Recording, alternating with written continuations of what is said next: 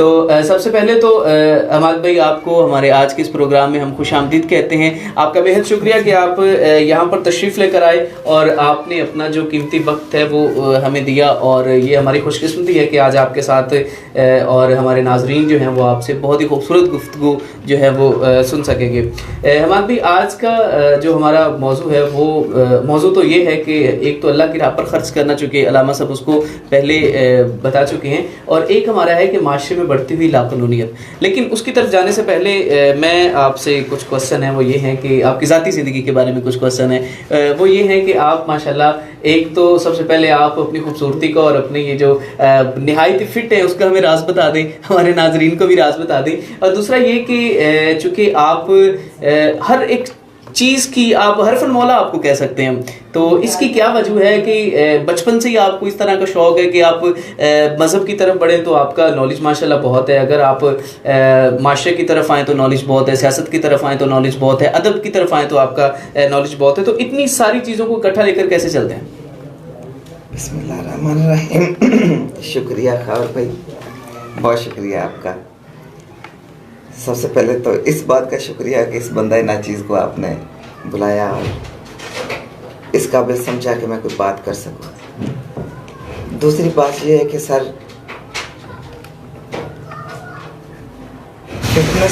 Fitness जो है ना सर, इसमें मेरा कुछ स्पेशली नहीं है, इसमें कुछ भी स्पेशली नहीं है। खाता पीता मैं खूब हूँ सर।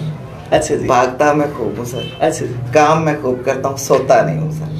अच्छा। बस एक बैड लक ये है, शायद इस वजह से फिट हूँ कि सोता नहीं हूँ। लेकिन अच्छा, वैसे जो वो लोग सोते हैं इश्क में बेचारे ना वो लोग नहीं सोते ऐसा तो कोई मामला नहीं, मेरा ऐसा कुछ नहीं है, मैंने इश्क किया ही नहीं है सर। अच्छा जी, वो भी नहीं है नहीं, ऐसा भी नहीं है, मतलब थोड़ा सा हो गया होगा, ऐसा भी कुछ नहीं है। तो इश्क जब होता है ना सर, जिसे हम इश्क कहते हैं, जी जी, तो वो उम्र का वो हिस्सा होता है कि इस उम्र में आके हम उसे ना बचकाना उम्र कहते हैं। जी जी, और अगर इस उम्र में है तो बेवकूफ़ाना हरकत हो जाएगी। तो फिटनेस भाई इसी तरह ही है कि नमाज़ें पढ़ी, बिल्कुल सबसे बड़ा राज तो मेरी ज़िंदगी का यही है। दूसरा ये है सर कि जो इंसान अल्लाह को एक जानता है ना दिल से, बिल्कुल, और आखिरत पे ईमान रखता है, वो या तो खूबसूरत उन लोगों को लगना शुरू हो जाता है जो खूबसूरत हैं और इन चीज़ों पे ईमान रखते हैं, या उन लोगों को बहुत बुरा लगना शुरू हो जाता है जो इन चीज़ों पे ईमान नहीं रखते। बिल्कुल, यानी दो ही सूरत है। सही। ये आपकी अल्लाह ज़र्फ़ी है, ये आपकी अच्छी सोच है, वरना हर कोई ऐसे सोचता नहीं है सर। ज़िंदगी में स्ट्रगल बहुत की है सर। लाइफ मैंने, डैडी मेरे वापडा में थे एसटीओ, फिर एक्सियन, फिर डिप्टी डायरेक्टर एससी वापडा जिसे आप कह सकते हैं। उनकी 2 शादियां थी माशाल्लाह। मुझे ये शर्फ हासिल हुआ कि ना मैं अपने अब्बू के पास रह सका हूँ, ना मैं अपनी अम्मी के पास रह सका। सही। दूसरे लफ्ज़ों में चोटें बड़ी खाई हैं। अच्छा, मतलब कि कभी किसी घर, कभी इसके घर, कभी उसके घर। हाँ, तो उसने तबीयत थोड़ी सी हसास भी कर दी। तल्ख दिन गुजारे मतलब आप थ्रू आउट लाइफ, मतलब कि स्कॉलरशिप पे मैं तो पढ़ा हूँ वैसे, और उसके बाद जब मैंने यूनिवर्सिटी लॉ कॉलेज से गोल्ड मेडल लिया, यूनिवर्सिटी लॉ कॉलेज, ये कायदे आज़म लॉ कॉलेज या पंजाब लॉ कॉलेज या ये university law, Punjab university law college, माशाल्लाह। तो उसके बाद मुझे तो बिल्कुल अपना फील्ड का पता ही नहीं था कि मैंने फील्ड अडॉप्ट क्या करनी है, सोशलिज्म किसे कहते हैं, या मैं जाना किस साइड पे। देखा ये कि काम ही आए, हमारे काम को ही आया, तो हमने उसी राह को अपनाया कि काम रहेगी। लाक़ानूनियत वाली बात, तो लाक़ानूनियत सिर्फ़ और सिर्फ सर हम गरीब मुल्क में, और गुर्बत जहाँ भी है वहाँ पे लाक़ानूनियत बात। सही। आप यकीन करें कि हम इस कदर गरीब हैं कि हमारा वज़ीर-ए-आज़म हर वक्त मांगता ही रहता है और जो नहीं मांगता था, जो वज़ीर-ए-आज़म कहते हैं कि हम नहीं मांगते, उन्हें वैसे ही इतना कुछ मिल जाता था कि उन्हें मांगना बगैर मांगे मिल जाता था।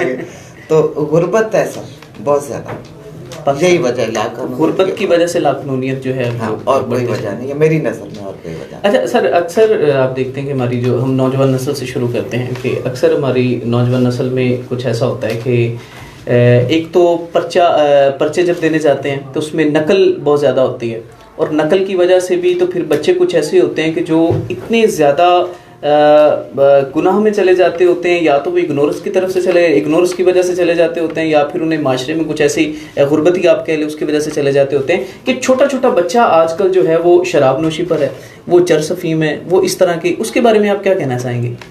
इस बारे में खावर भाई बड़ा क्लियर कट है कि हमारी तरबियत ही नहीं है बच्चों को सही। हम तरबियत बहैसियत माँ बाप या बहैसियत बड़े होने के हम बच्चों की कर ही नहीं रहे। सही। हम उनके ज़हन में वो बात बिठा ही नहीं रहे कि वो किस उम्मत से, हम उनके ज़हन में ये बात बिठाने में कामयाब बहैसियत माँ बाप भी नहीं हो रहे कामयाब कि उन्हें आगे क्या करना है। सही। तो जाहिर है बुराई और अच्छाई में अगर आप किसी भी एक बच्चे को चूज़ करने का दे दें तो बुराई में अट्रैक्शन ज़्यादा होगी, बल्कि बड़ा भी चूज़ करेगा बुराई। सही। तो गुर्बत तो डेफिनेटली है ही है, लेकिन हमारी ऊपर से गलती ये है कि हम अपना ईमान खो बैठे हैं और हमारी तरबियत में कमी। अच्छा हमाद भाई, जो कि गुफ्तगू आपकी जा रही है सारी, नाज़रीन आप कोई भी क्वेश्चन पूछ सकते हैं, हमाद भाई से आज हमारे पास मौजूद हैं, आप किसी भी टॉपिक के रिलेटेड पूछ सकते हैं। कमेंट्स में कुछ जो लोग हैं वो आपके बालों की बहुत तारीफ़ कर रहे हैं तो बिल्कुल मैं खुद फ़ैन हूँ इनके बालों का, माशाल्लाह बड़ा खूबसूरत स्टाइल है इनका, और ये भी इनकी केयर है, मेरे ख्याल केयर की वजह से ये ऐसे अभी तक बड़े खूबसूरत है। इनकी कोई केयर नहीं है जी। मेरी उम्र 44-45 साल है। अच्छा जी। और मेरा बड़ा बेटा फर्स्ट ईयर में है जी जी, स्कॉलरशिप पे पढ़ रहे हैं माशाल्लाह माशाल्लाह माशाल्लाह से। मेरा ख्याल है 1060-65 के कितने नंबर है गालिबन इसी तरह मैट्रिक में उसका जो बेटी मेरी है वो 10th में है माशाल्लाह माशाल्लाह। और बाकी फिर 2 छोटे बेटे। अभी आप ऐसे लगते नहीं कि आपके बच्चे होंगे मेरे तो बालों का कोई राज नहीं है सर, इसका राज लाइफ बॉय साबुन है या लाइफ बॉय शैम्पू। सीधी सीधी बात है, इसमें कोई दूसरी राय नहीं है। अच्छा सर, एक और चीज़ मैं आपसे पूछना चाहूँगा कि चूँकि आप वकालत के पेशे से मुंसलिक हैं, तो हमारे माशरे में अक्सर ऐसा होता है कि थोड़ा तल्ख सा सवाल है, मादरत उसके लिए, कि आजकल के दौर में ये कंसेप्ट जो है वो पैदा किया जा रहा है कि जो वकील है वो एक बदमाश के रूप में आ रहा है। ये आजकल कंसेप्ट पैदा किया जा रहा है कि वकील को डॉन की सूरत में लेकर आ रहे हैं जी, कि जो वकील है जी उसके तो वारे आ रहे हैं, जो वकील नहीं है वो बेचारा फंस गया है। तो इसके बारे में आप क्या कहना चाहेंगे? लोगों के ज़रा माइंड क्लियर कीजिएगा। सर ऐसा कुछ नहीं है, ऐसा कुछ भी नहीं है, लेकिन एक फेज़ ऐसा ज़रूर आया था कि हमने वकला को खुद गलत प्रमोट किया था। सही। मैं आपको एक बात कोट करता हूँ सादे से लफ्ज़ों में, कि हम अपने शैतानी काम वकला से खुद करवा के बिल्कुल बाद में उन्हें शैतान कहते हैं। ये बहुत अच्छी बात, मतलब बहुत अच्छी बात की। काम हमारे आम पब्लिक के हम वकला ने करने हैं ना सर। बिल्कुल बिल्कुल। वो ही गलत लेके आएंगे तो आगे वकला क्या करेंगे जिनका रोज़गार ही इस चीज़ से वाबस्ता है। एक बात।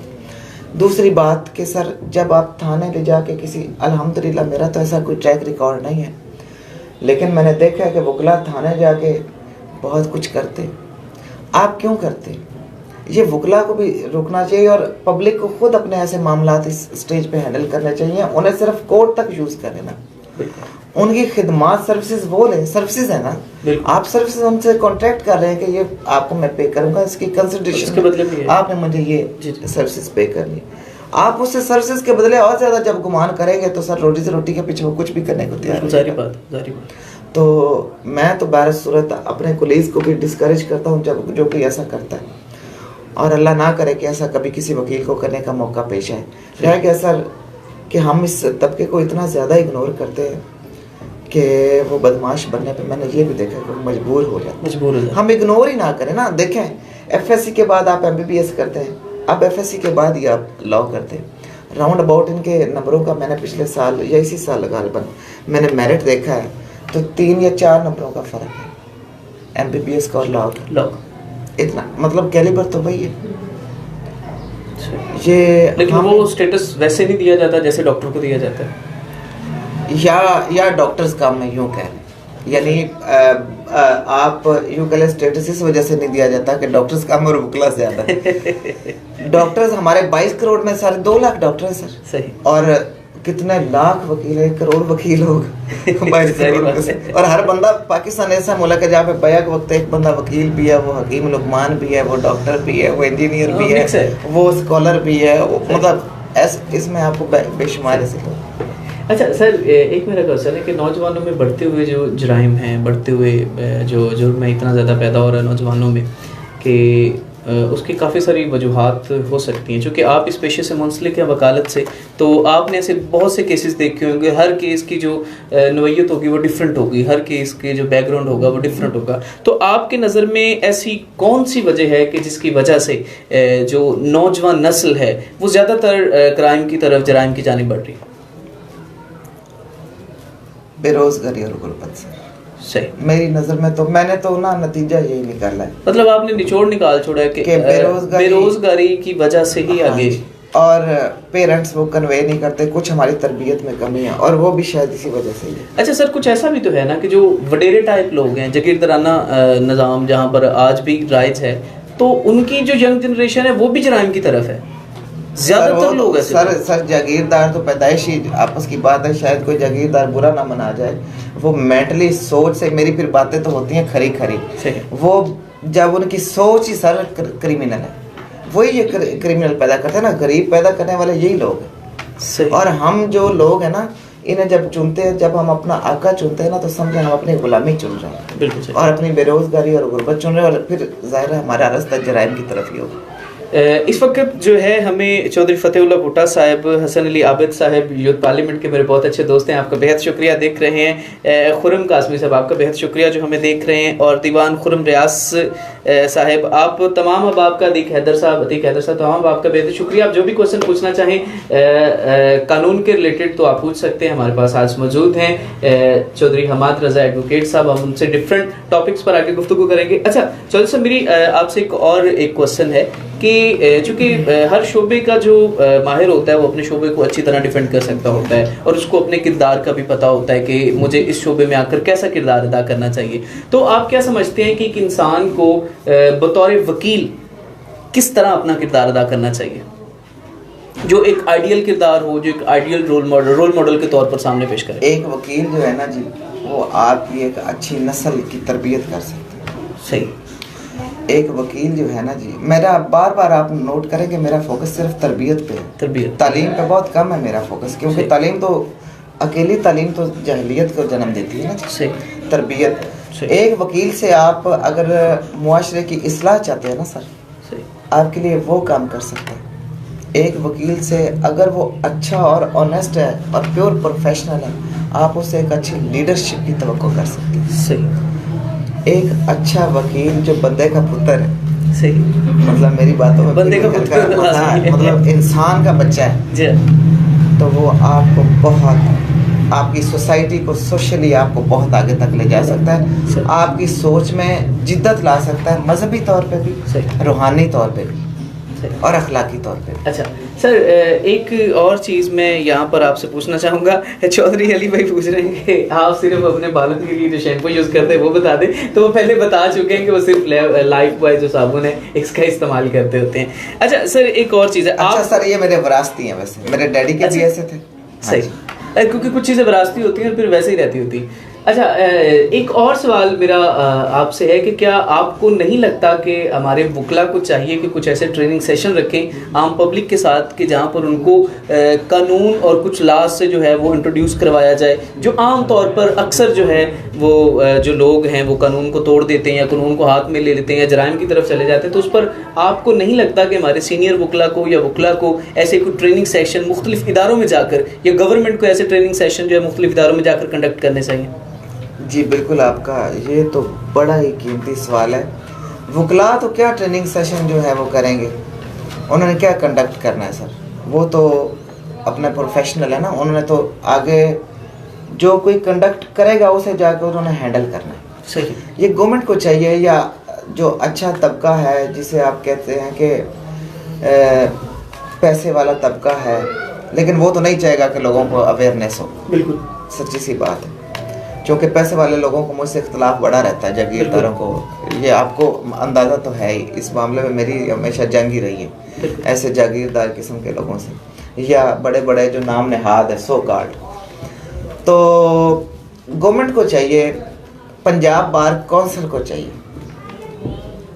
पंजाब बार काउंसिल को चाहिए कि वो जो है ना वो ऐसे सेशंस कंडक्ट करे और वकला को कहे कि आप, और लोगों को खुद भी चाहिए कि वो अपने तौर पे वकला से रब्ते में रहें और वो उनसे सीखते रहे जो भी वो सीखना चाहते हैं। अदरवाइज हमारा एक और अलमिया है ना सर कि आप किसी को कुछ बता देंगे, वो वकील छोड़ के अदालत में खुद वकील बन जाएगा, अपना नुकसान करके आ जाएगा। सही। मसला ये है कि मैंने आपको बताया कि हमारा मुआशरा ऐसा है कि यहाँ पे बैक बिल्कुल ऐसे ही। अच्छा सर, एक और क्वेश्चन में भी आप उसके बारे में हमें बहुत अच्छे से वजाहत कर सकते हैं। हमने अक्सर अखबारों में भी पढ़ा है, हमने अक्सर चैनल्स पर भी देखा है और हमने अक्सर लोगों की ज़बानें भी सुना है कि यार हमें अदालतों के चक्कर काटते हुए कई साल गुजर गए हैं लेकिन हमारे जो केस का है वो फैसला नहीं सुनाया गया। तो इसकी क्या वजूहत हैं कि इतने पेंडिंग क्यों कर दिए जाते हैं केसेस? सर जुडिशल सिस्टम भी गलत है। पाकिस्तान का निज़ाम है टोटली, अगर मैं ये कहूँ ना जी कि निज़ाम हुकूमत, निज़ाम सियासत सही और तर्ज ज़िंदगी थ्रू आउट ही गलत है। सही। जिस कॉन्स्टिट्यूशन के हम बड़े नारे मारते हैं मेरी नज़र में वो भी ठीक नहीं है। सही। मतलब हमारा तो सर ये निज़ाम ही नहीं है ना, तो फिर सिस्टम तो गलत, सारा कुछ चलेगा। नाम हमारा खिलाफत है, मतलब कि जी बिल्कुल। मतलब मेरा जो मानना है ना जी, मुसलमानों के दो बड़े तबके हैं सर, एक अहले तशी और एक अहले सुन्नत। अहले सुन्नत में अहले हदीस और ये सब लोग आ जाते हैं, और एक अहले तशी, वर्ल्ड में दो ही गिने जाते हैं ना जी।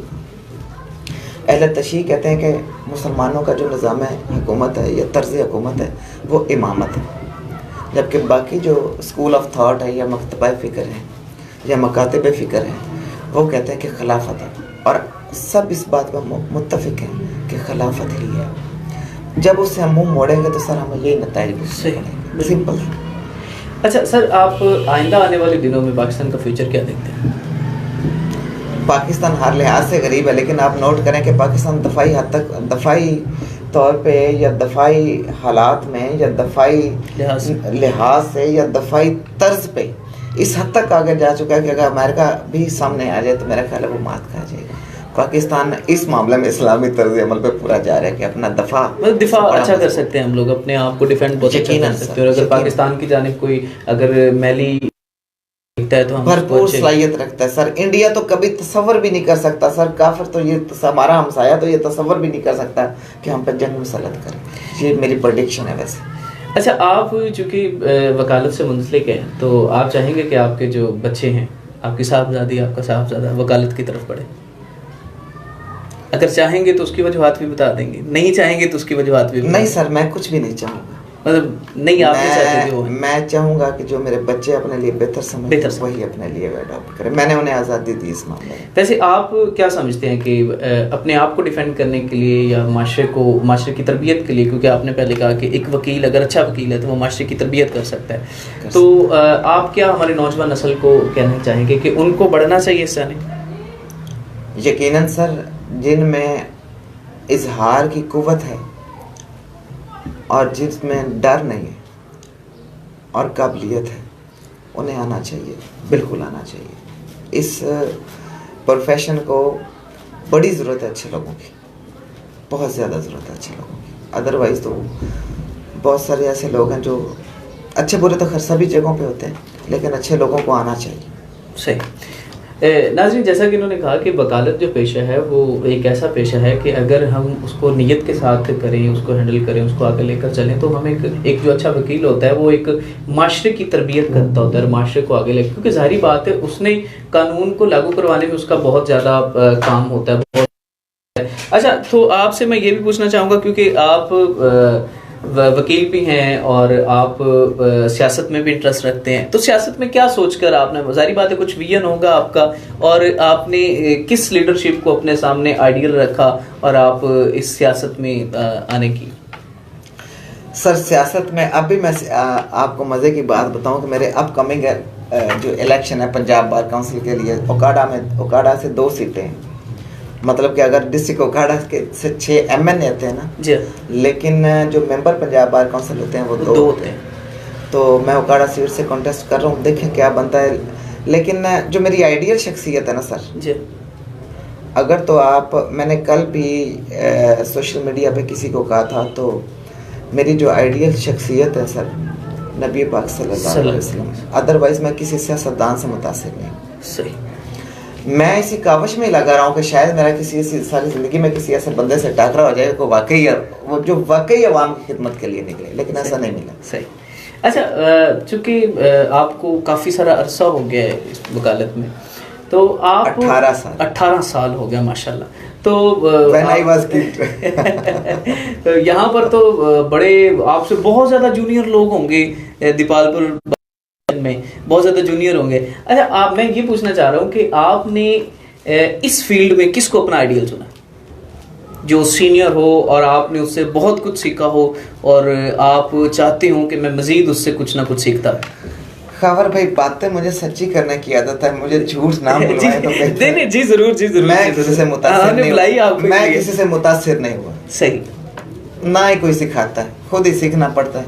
सही। जब तैराकी ना आती हो ना, पानी में बंदे को छलांग लगानी पड़ जाए तो कहीं ना कहीं जान बचाने के लिए हाथ पाँव मारना पड़ता है। कोई नहीं सिखाता जी, ये तो मेरा है। मेरे बहरहाल 60-70-100 जूनियर्स हैं ऐसे कि जिन्हें मेरे बड़े सीनियर्स कहते हैं कि अगर वकालत सीखनी है तो हमाद के पास चले जाओ। सही। मैंने कभी सर नजरें झुका के किसी जज के साथ भी बात नहीं की।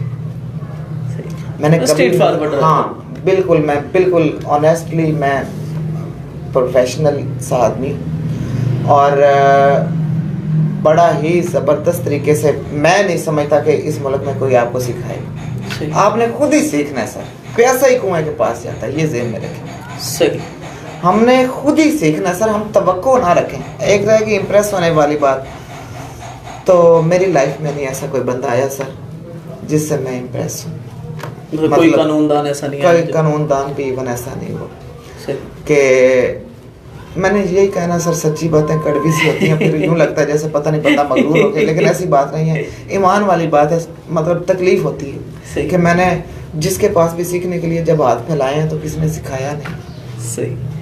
अच्छा सर, एक और चीज़ मैं यहाँ पर आपसे पूछना चाहूँगा कि आप क्या समझते हैं कि पाकिस्तान में या इस शोबे में कौन कौन सी ऐसी चेंजिंग्स होनी चाहिए कि इसको और ज़्यादा प्रमोट हम कर सकते हैं, कि लोग जो हैं वो इस शोबे में आकर बहुत फ़ख्र महसूस करें जैसे दूसरे शोबों में कर रहे होते हैं। फ़ख्र तो इसमें भी अक्सर लोग कर रहे होते हैं, लेकिन कौन सी ऐसी चेंजिंग आप खामियां देखते हैं कि ये खामियां अगर दूर हो जाएं तो ये मज़ीद आगे प्रमोट हो सकता है? जज अल्लाह के बंदे ले हैं सर, वकील खुद ब खुद अल्लाह के बंदे बन जाएंगे। मतलब जज जुडिशल सिस्टम सेट कर दे, सारा कुछ ठीक हो जाएगा। सही।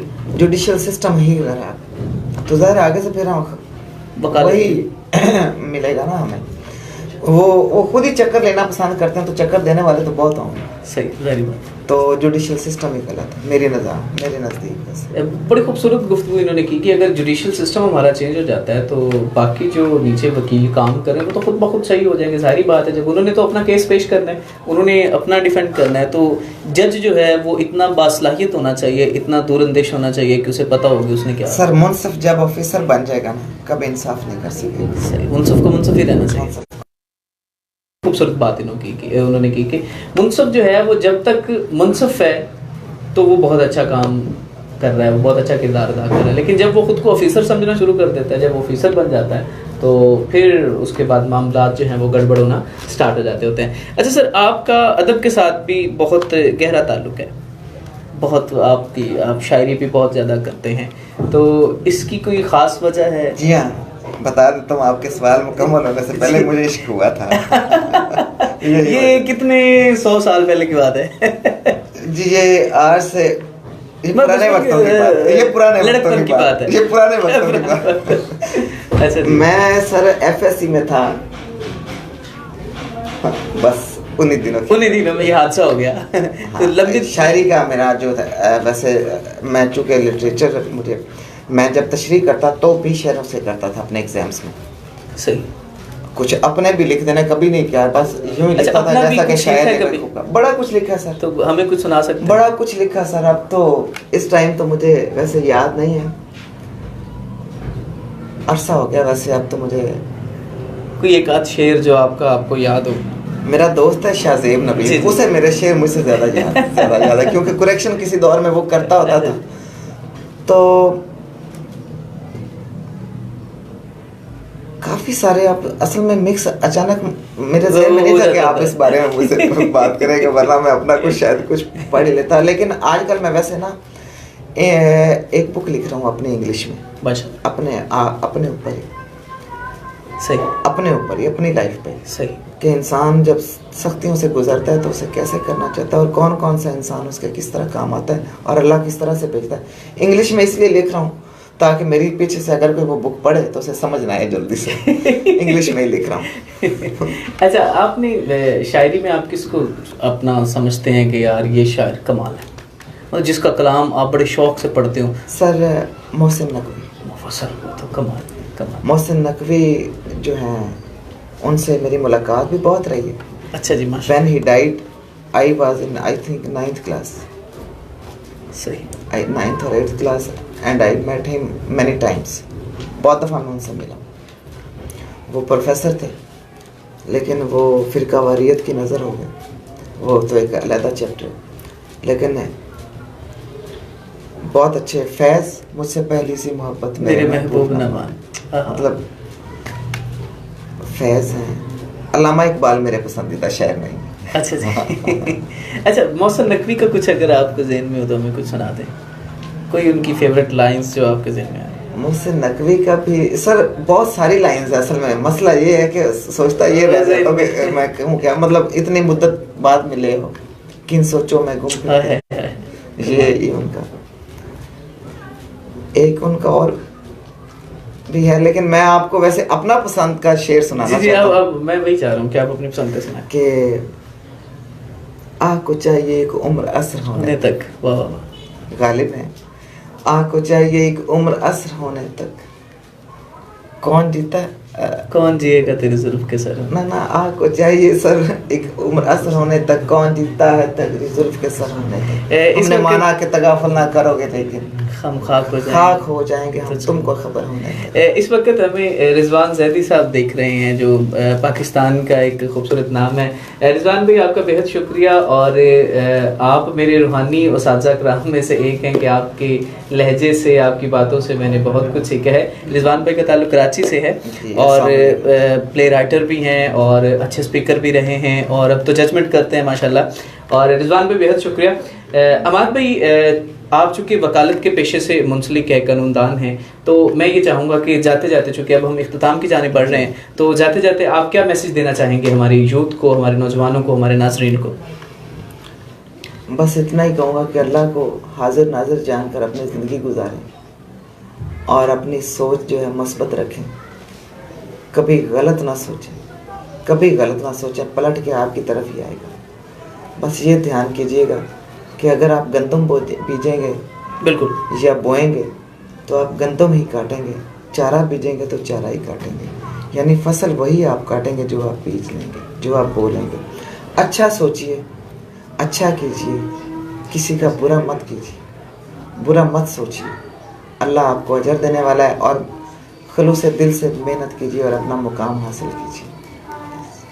बहुत शुक्रिया। कुछ मैसेजेस हैं जो हम आपके लिए पढ़ लेते हैं कि अदनान फैसल साहब कह रहे हैं कि हमारे वाला शेर भी पढ़ लें कि आतिश इश्क में पहले मुझको उजाड़ो। ओ भाई, मुझे भी मालूम। बहुत अच्छा अदनान भाई, और आपका शेर आप हमें बता दें, हमें तो भूल गया है। और मोहम्मद अहमद यूसुफी साहिब कह रहे हैं कि अगर वासफ़ अली वासफ़ का कुछ एक दो लाइन सुना दें तो ज़रूर। और उसके बाद मतीउर रहमान साहब, आपका बेहद शुक्रिया। और अब्दुल मजीद सफ़दर साहब, बेहद शुक्रिया आपका। और इसके बाद राना जुनैद साहब, हाफिज़ असद अली साहब चौधरी, साजिद मुहीद साहिब और दीवान खुरम रियाज साहब, best guest in this lovely program. बहुत शुक्रिया तमाम दोस्तों की मोहब्बत का, बेहद शुक्रिया। आप यहाँ पर हमारे साथ जुड़े रहते हैं, आपकी मोहब्बत का बेहद शुक्रिया। खुश रहें, आबाद रहें। नाजरीन, ये सिलसिला हमारा इसी तरह चलता रहेगा। अब हम थोड़ी देर के लिए इजाज़त चाहते हैं, बल्कि आपके साथ ही जुड़े हुए हैं। तो आपका सर बेहद शुक्रिया, आप यहाँ पर तशरीफ़ लेकर आए, हमारे साथ बैठे रहे। नाज़रीन, इंशाल्लाह कल एक नए गेस्ट के साथ मुलाकात होगी और अब हमारे साथ मौजूद